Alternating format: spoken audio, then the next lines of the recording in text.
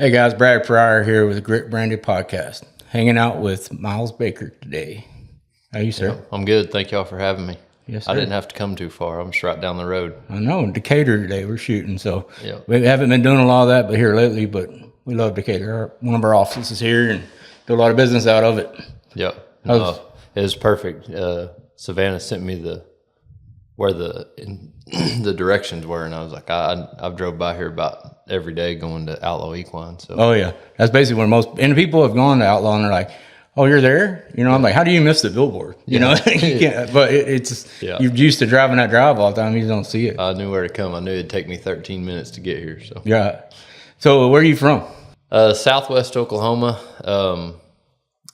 Our ranch is kind of on the west side of the wildlife refuge up there. So between Lawton and Altus, and I've grew up there. I was there my whole life, and then got hooked up with Trevor, and we had our kind of horse training deal going on, and I was up there and he was down here, and I was still taking care of cattle and stuff. We still have our cattle operation back home, and I'm a kind of a silent partner in it right now because they do all the work and I still have half of it. And so my dad, we got some good guys up there that work for us, and my dad, he's a hustler, and so cattle and stuff are up there. But we had a tornado hit our place and took me out of commission up there riding for a little bit, and so I just temporarily moved down here and was basically living on Trevor's couch for a little while, and then I moved into the apartment, and then I just never left. I bought a couple acres right there next door to him. Literally next door, I could throw a ball and hit his place, you know, and built a place, and now I'm down here full time, and my wife and I've got our two twin boys. They're 18 months old, and everybody's down here. And like I said, we've still got the place in Oklahoma. We'll always have it. Those are my roots. I'm probably going to be drinking coffee, checking cattle at some point in my life, but I'm not quite there yet. So for now, I'm going to stay down here and keep riding horses. What was your upbringing like? Mom and dad, sister, brother? Yep. Mom, dad. My parents were together until I was close to being out of high school. I've got a sister that's a couple years older than me. Man, just looking back now, the workingest culture you could probably wrap your head around. I've been around a lot of really successful people at this point in my life, and I haven't seen anybody that could hook their finger in my dad's belt loop and keep up. He would drag them to death, you know, and that's just how I grew up. So in high school, it was wake up at 4 o'clock every morning, and we have a little grow yard there at my house, and I would open the gates so he could just pull from pen to pen feeding cattle and doctor cattle after school and play sports, and wasted a little time chasing girls. But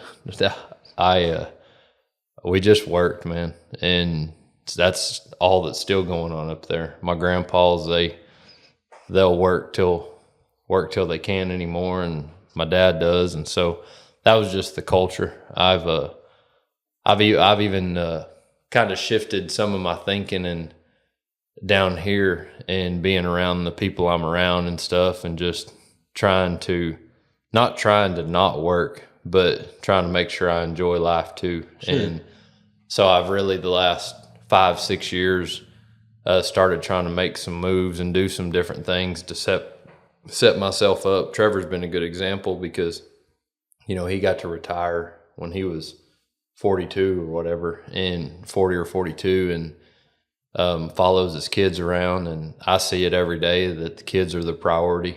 And so I've just tried to be really smart financially, which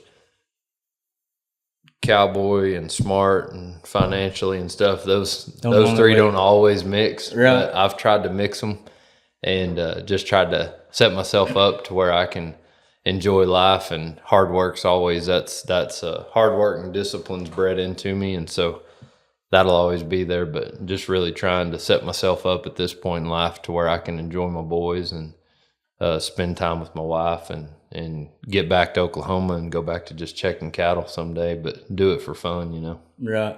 So it's a cow-calf operation? Yep. Yeah, we had stockers when I was younger in high school, and I always say I've run a lot of steers in the arena, but I don't know that I've run as many steers as I have doctored wheat pasture cattle yet. Right. I'm working on it, but we had turned a bunch out on wheat pasture every year, and had a grow yard and processed a ton of cattle, and then we swapped and started housing a bunch of recip cows for Transova genetics, and we did that for 5 or 6 years, and then that just kind of cash flowed us into transition into cow calf deal. And now my dad and I've got probably just shy of 1,000 head of mama cows, and my grandpa's got 200 or 300 still that he takes care of and he runs, and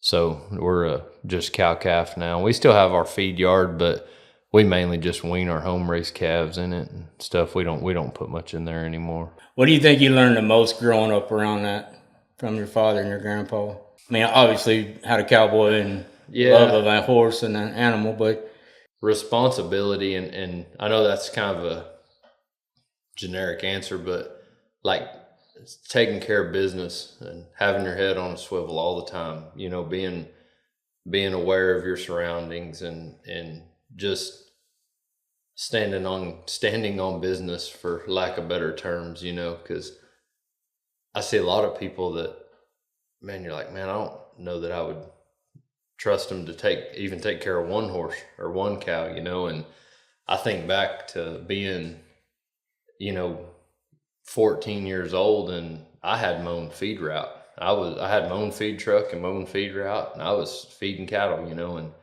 now I see kids that are 17 or 18, and I wouldn't trust them to drive me to town to get a drink, you know. And so it was good for me getting to grow up. I think everybody probably thinks about, you know, how country kids are raised, and I was the epitome of it. I mean, I remember being 15 years old, and my dad, he would send me to Oklahoma City to pick up a horse, and I'd just be head down the interstate, 15 years old, you know. And my dad had a horse when I was 15. My dad had a horse buck him off and cracked his pelvis. And my dad has animal health companies, Baker Vet Supply, and he sells animal health medicine to feed yards and vets and stuff. And he cracked his pelvis and was down in the hospital for 3 or 4 weeks. And I run his route. It was summertime, and I delivered medicine to all of his clients to run a 5-day-a-week route, and I didn't have a driver's license, you know. And it's just crazy thinking back that, you know, 15 years ago it was like that, because now you know how it is. Like, there's not a lot of that going on. No. And so I think I was raised in the late 90s and 2000s, but I think I was raised like it was 1960 or 70, you know. And I'm thankful for that, because I always say if times got hard, I would find a way. You know, I'll flip burgers, I'll do whatever, just because that's the culture I come from. Yeah. You know? Well, you know, I'm looking back, I'm 47-year-old, so I've aged up a little bit. And I look back and I think, you know, what I was doing at 15, 13 years old, you know, this is what you were talking about. Like, there ain't no way in the world I turn some of these people loose. Their kids you loose at 15, but, you know, hauling horses, hauling hay down the road. And it's like it was the everyday thing for me. Yeah. But as you look now in today's society, and I'm going to ask you this question, it's like, if you could give 2 shots to somebody in America or in the world, what would those 2 shots be to interject them and get people to thrive like that again? What would be in that shot? The first one and the second one. Jesus, number 1, and probably work ethic, number 2. Yeah. I say work ethic, responsibility and work ethic would fall under that, because I feel responsible to take care of my wife, take care of my boys, make sure my family's taken care of. You know, not my family is not in my wife, that's a given, but, you know, if my dad or my grandparents or somebody, and hard work would fall under that, because if somebody needs something, know that I'm capable and I'm healthy, and I'm gonna make sure everybody's good, and so I think Jesus make up for a lot of hard work. I read a deal the other day. It said, favor, having the Lord's favor will make up for lack of knowledge or something, and I was like, that's pretty true.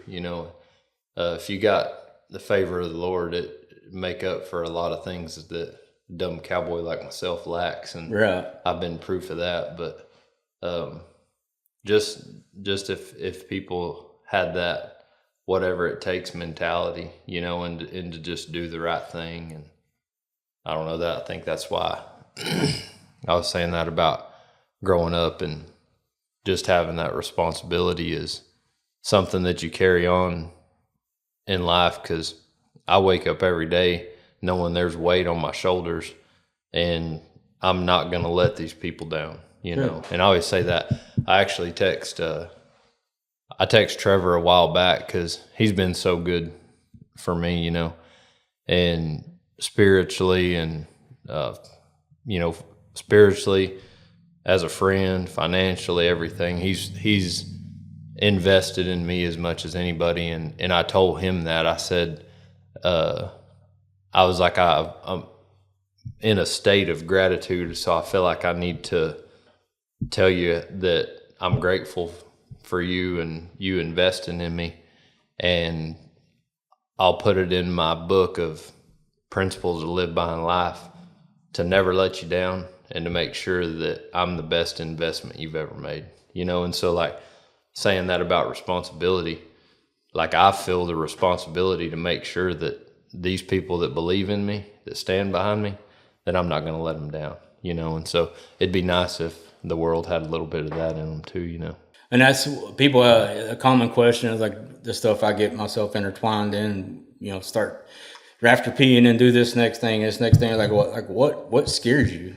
That's what people ask me. And I'm like, nothing really. Yeah. I mean, I hate to say that, and I'm not being cocky or conceited, but the thing is, I know how to be broke. Yeah. I know how to work. I said I'm not above nothing. No. So if I fail, I've already seen the roadmap of how to get there to be successful. Yeah. So I already have the easy way back if I want that route, or I can choose a different route and go do something different and try that. If you know how to work, you can do anything. Yeah. And I wish that's what these younger generation will learn. Like, if you'll just drop your phone, drop your video games, and get up and put some try into stuff, and you'll go a long way. 100%. And I think we live in a world of, like, instant gratification. Everybody wants instant gratification, and you don't get it on the things that really matter. If you want to be successful, you got to wake up and plant the seeds and wait for the harvest to happen, and keep planting and keep planting. People want to plant the seeds and get a harvest the next day, and it just doesn't work like that. No. You gotta, it's like investing money. You gotta let the interest compound, and it's like that with work or anything in life. If you will always wish you would have started planting seeds sooner, because you realize how long it takes for good things to come to fruition. And I've learned that in my life, that I've seen things like seeds that I was planting in my early 20s that I didn't see any fruit from until I was 30, in the last few years. And so it takes a lot of time. And so I have to say, start now, and don't expect to see a harvest right now.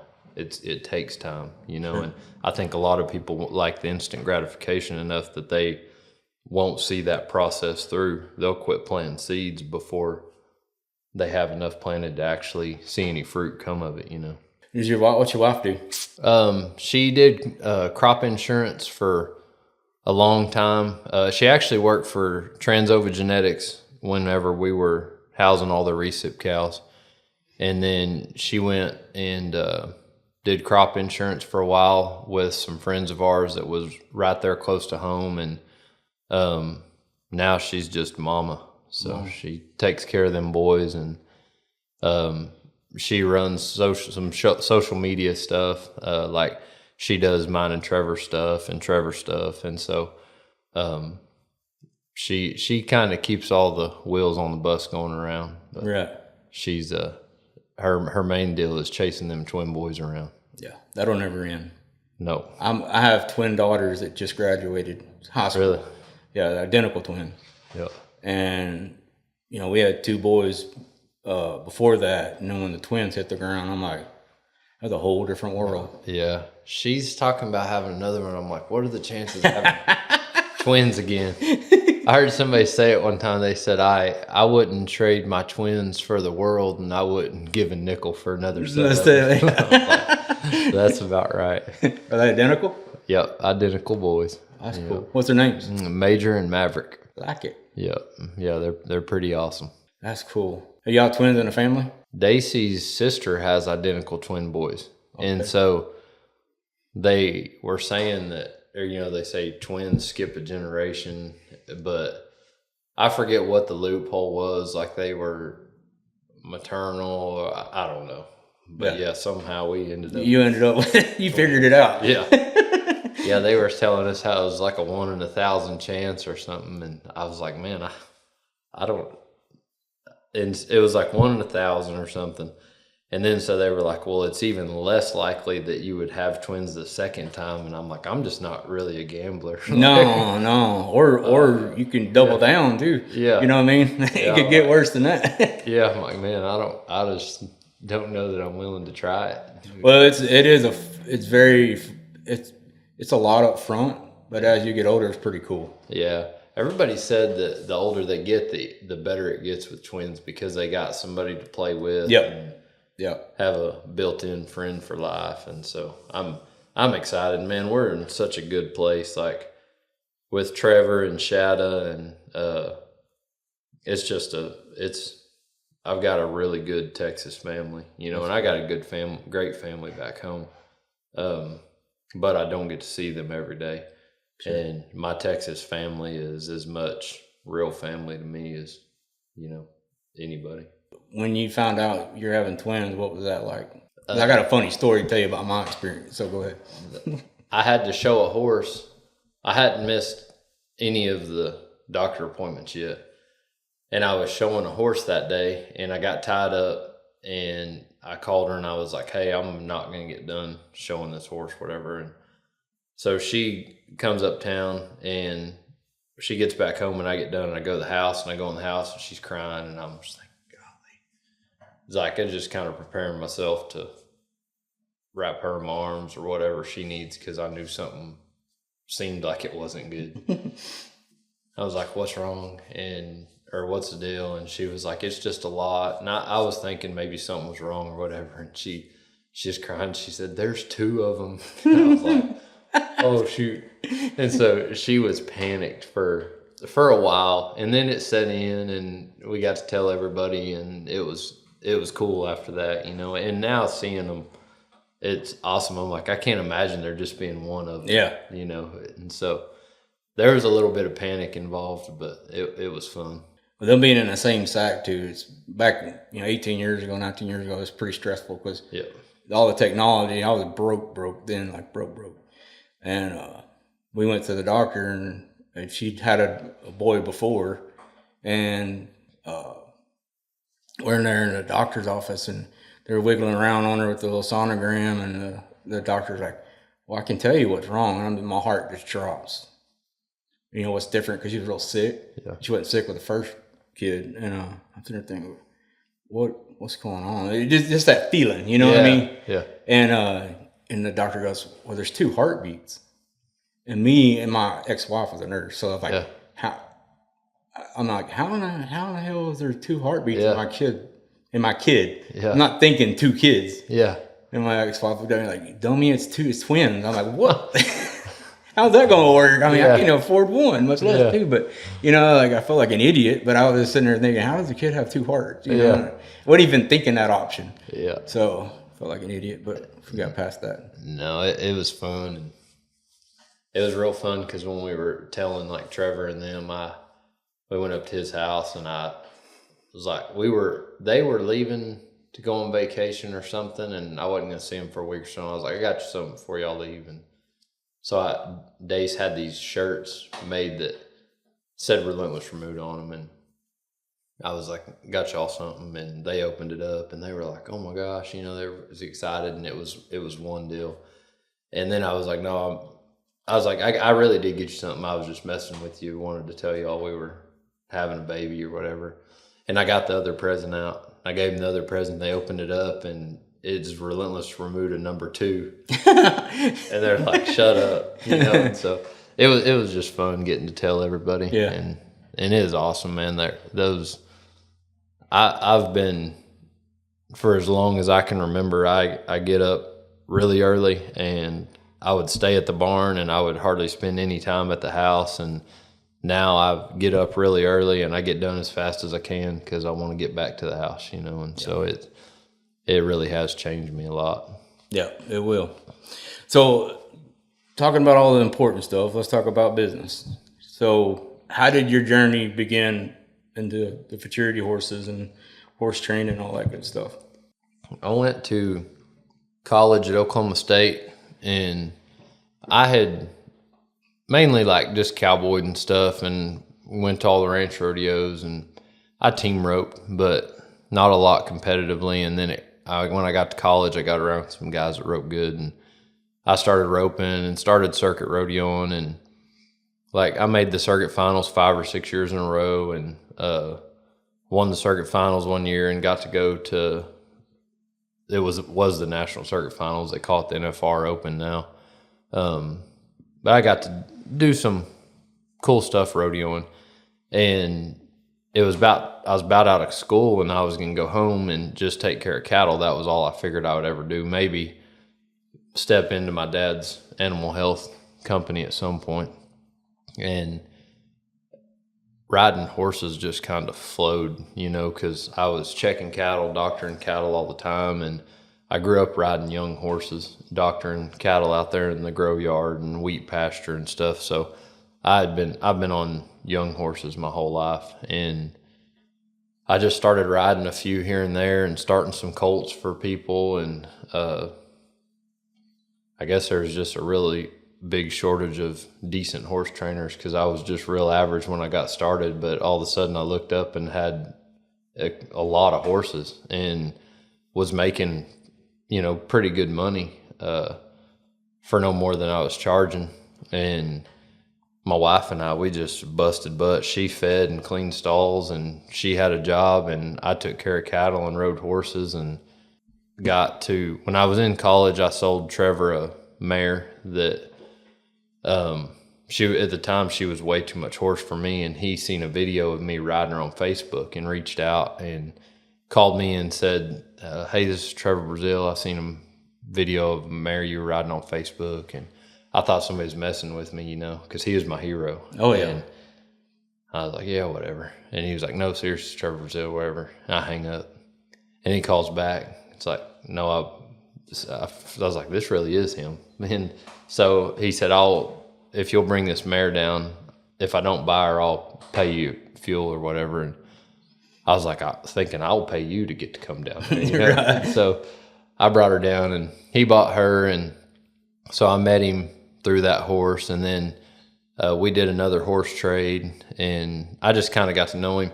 And I texted him in 2018 when he retired. And I knew him at that point from our horse dealings good enough that I could text him and he'd text back. And I just sent him a message and was like, thanks for being such a good role model, whatever. And like with him retiring, and he said, come rope with me sometime. And then it wasn't long later, I was at Bridgeport at the rodeo. It was co-approved for the Prairie Circuit. And he was sitting in the stands that morning watching slack, and he was like, hey, what are you doing when you leave here? And I was like, well, I gotta go to Cleburne tonight. And he was like, well, come rope. So I went over there and roped, and roped with him that day. And then he called me 6 months, a year later probably, and said, hey, can you start some colts for me? And I was like, man, I'm busy right now. Like I have a lot of horses, but what do you got? And he was like, well, Larry D and I bought like 10 head. And I was like, no. I said, I can't, but I said, I'll do you a really good job on one.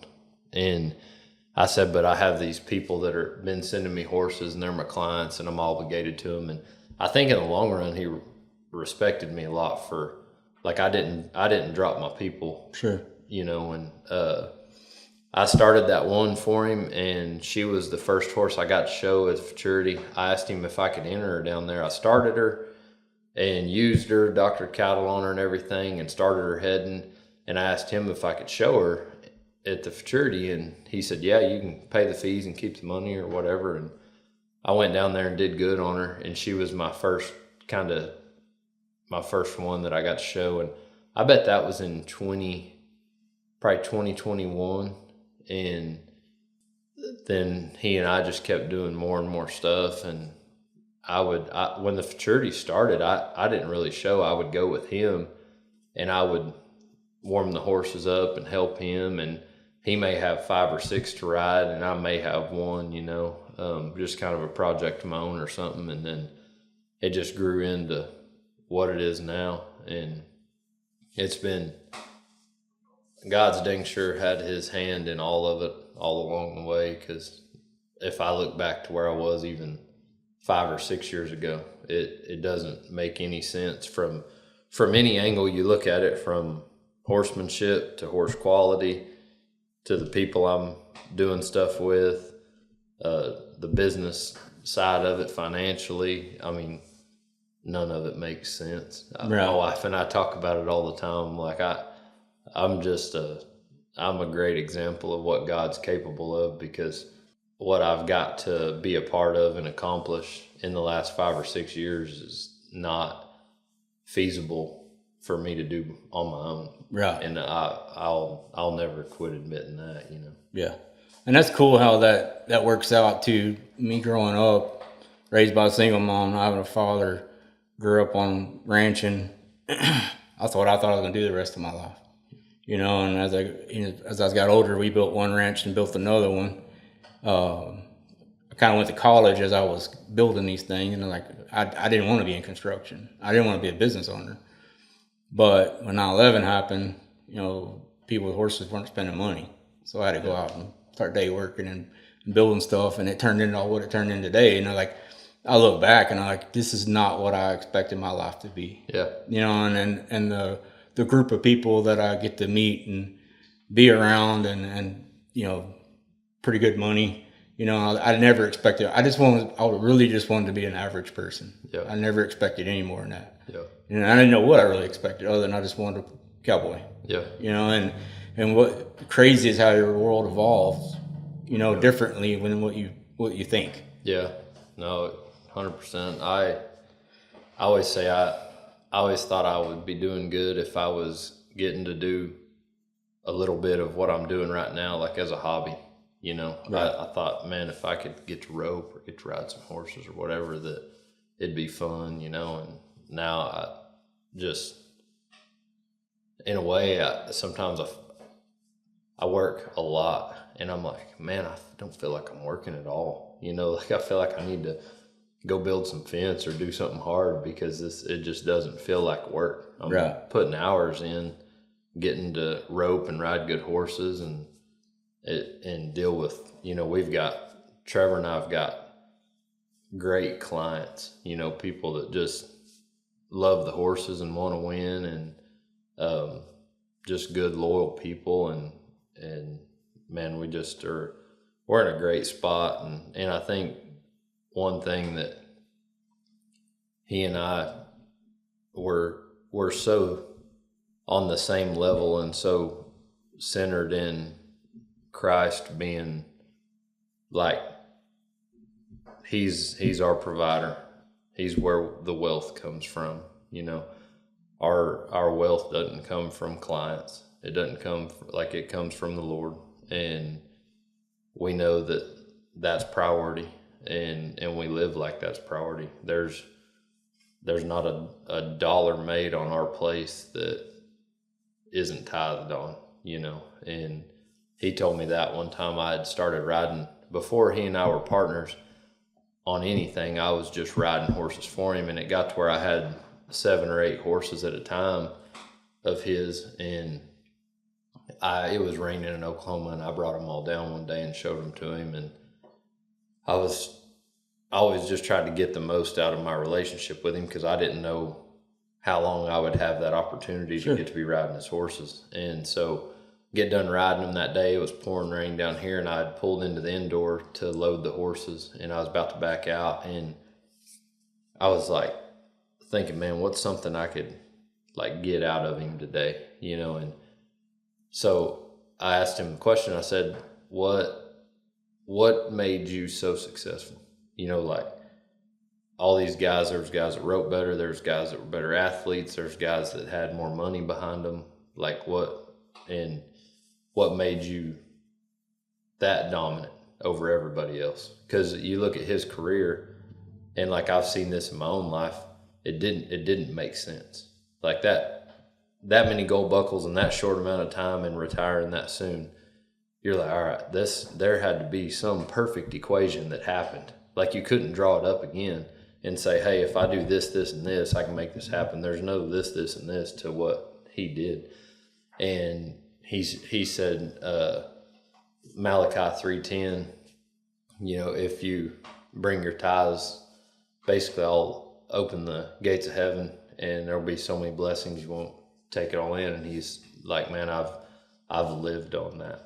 Like I've lived on God's promises in my life about tithing, and he said, he's been faithful to me. And I think about that, like, it says, open up the storehouses of heaven or whatever, and pour blessings on you so great that you can't take it all in. And I think about that with even my life. I'm like, man, sometimes I'm like, I didn't imagine that this was possible, but I've been sowing seeds like we talked about for a long time. I remember being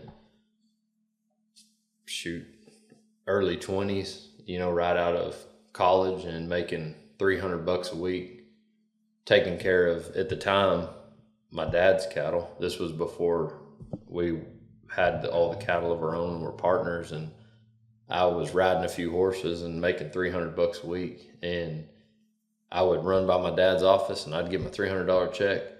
And before I put that check in the bank, I would stop by First Baptist Snyder and I would drop off $30 check. And I didn't know I was doing it, but I look back now and I'm thankful that I was, because I started sowing those seeds a long time ago and really never seen much fruit from it. I always tell people when I came down here to Decatur, I had a nice trailer that I owed money on. I had a nice pickup that I owed money on. And I depended on the horses I was riding every month to make those payments. And so I had good transportation and all that stuff, but I didn't have money. I had $1,200 in my bank account. Yeah.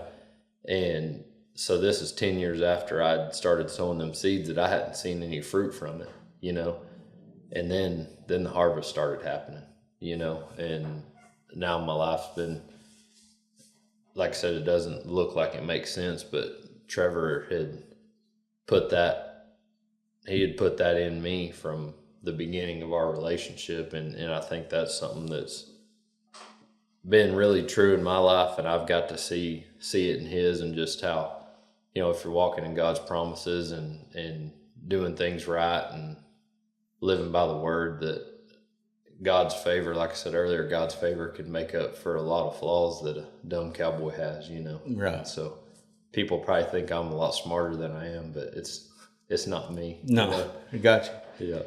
Well, I think life, gives you obstacles for a reason. Yeah. If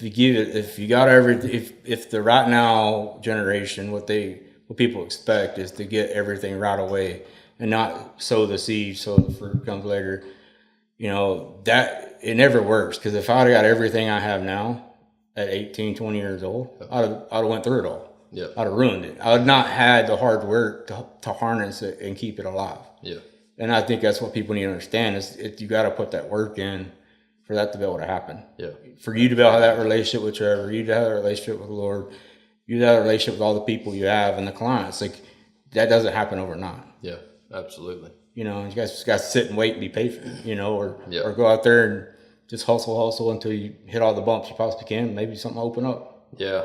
And like I said earlier, I've told myself a million times, but I had told Trevor just recently that I was like, I've always had in my mind, like and he invested in me when he could have invested in anybody. When he retired from rodeoing, he could have took any proven horse trainer, anybody with credentials that I didn't have. I had nothing. Sure. I mean, I got, for lack of better terms, I got kicked in the nuts for a while when I started running around with him. They're like, who is this guy? Sure. Like with Trevor, and then I got on Trevor's coattail. I mean, I heard it all for a while, and until I was around enough to prove myself, Mm-hmm. And man, just getting the chance to be around somebody like that, and somebody that walks in line with the Lord, and that's what made it different for me. It changed my life, and I was going to get to ride horses and get to train horses and do all that, but him investing in me, and I lost my train of thought there for a second, but I was going to say, I've, like I said earlier, had the responsibility of, like, I'm not going to let him down. Like, I'm just not going to, because he believed in me, and I know that God used him to help me. Sure. And so when I look back at things that happened in my life, to me, he's as close to, he's as close to anybody as I could be. And me and him we don't even say that to each other. We just know it. Right. But I would take a bullet for the guy any day.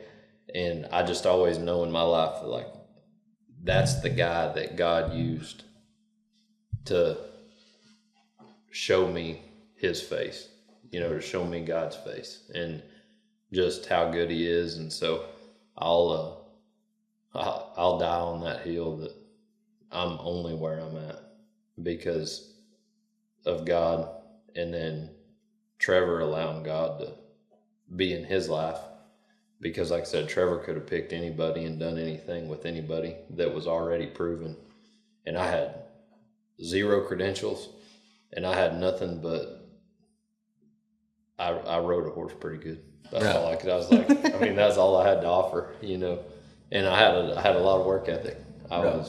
And so anyway, it's been a pretty cool journey, and it's crazy now, like, just imagining where we'll go from here. Sure. When y'all look at horses different? Man, we maybe have been together too much, too long, because we just know how each other's thinking, and I call shots without asking him now, and he calls shots without asking me now, because we very seldom ever differ on a horse.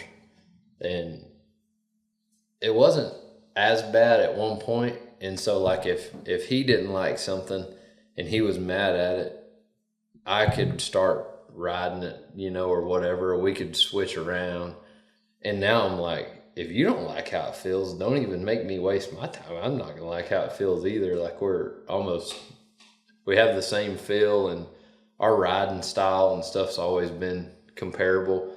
I come from more of a 2 and 3 year old, background of riding horses, and he come from more of a get them ready to win on them. We're going roping for money all the time, and so that would be the two things that I would say differ from us, because I'm more building them up, and he's more having them tuned at the highest level, and it's been pretty cool seeing my process change to winning at that level because of him, and then seeing him come back down and ride colts. Like, my favorite time of the year is the winter, because when there's not shows going on and we get home from the NFR and stuff, me and him will be down there in the indoor prowling around on them colts, and it's such a different, if you come over there, we're a week away from going to Utah and a chance to win $1 million out there. You come over there right now, we're roping. It's full contact. I'm saddling 2 or 3 older head horses every day, and I'm going at them with my rope, and I'm going to be sharp when I get to Utah. You come over at the end of December, and we're just 2-handed colts around in indoor, and it's pretty cool. Like I said, getting to do what we're doing, I can't imagine really wanting to do anything else anymore, Yeah. I mean,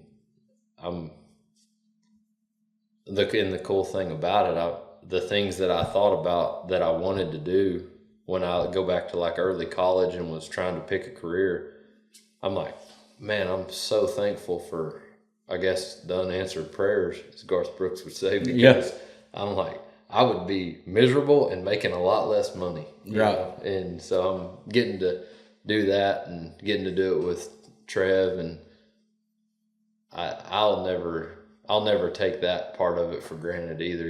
I've got a picture of me with Trev in 2002 at the Lawton Rangers Rodeo, and I'm 10 years old, and got to take a picture with my hero, Pretty cool.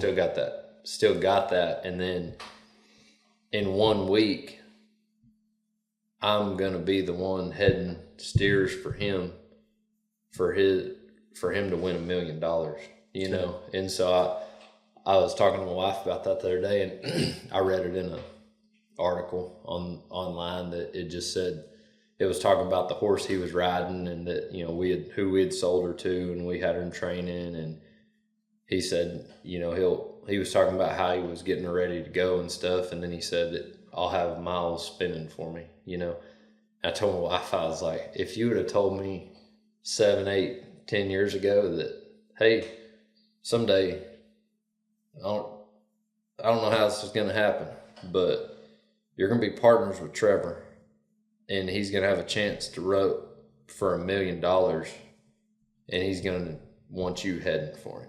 And I was like, what? No way, Right. I just said, I was like, there's some stuff that like only God's capable of making happen. Right. And that's one of them. And it, like I said, that he's invested in me, and that's why I'm even where I'm at and have the capability of heading those steers for him. He's poured into me, and then the work ethic and everything else is lined up. But I'm big on, like, God will give you the shovel, but he's not going to dig the hole for you. Right. You know what I mean? It's a good way to put it. And so no one's going to have to hot shop me to dig.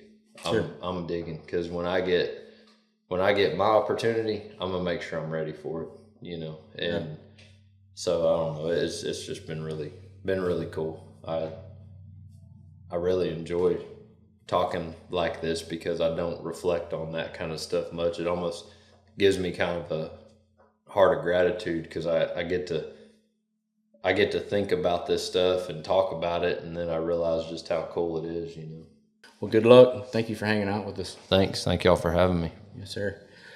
Stay tuned for your next Grit Branded podcast.